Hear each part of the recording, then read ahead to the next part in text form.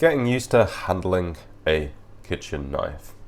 The first thing, I've got a piece of blue cloth that I've wetted and put on the work surface. You could also use a bit of kitchen paper, which you wet and then do the same thing with. And then I put my nice big chopping board on top.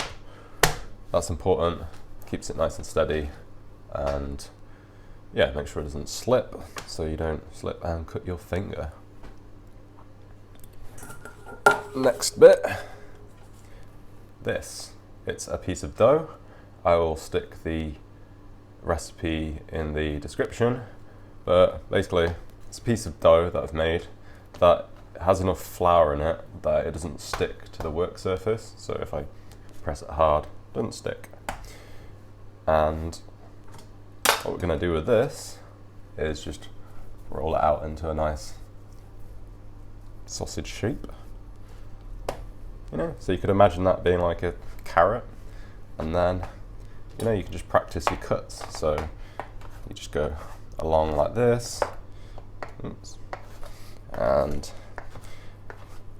make your nice even cuts. The camera's getting in the way there.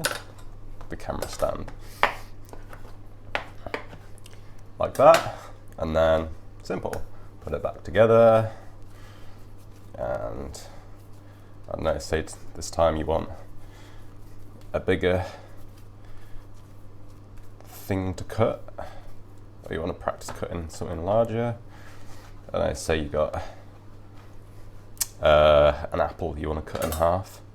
Well, you can do that. You'd usually just hold it, get it steady, put that down there, and then chop like that.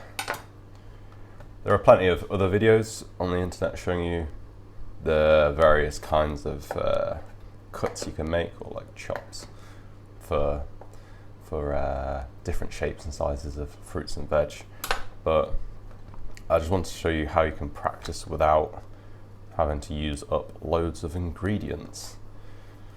And also this is safer because obviously this is soft, so the knife, it's not going to go on, how do I say that? It's always going to cut into the thing. It's not going to deflect off the surface and then, I don't know, potentially cut you or anything. And there we are. Ta-da!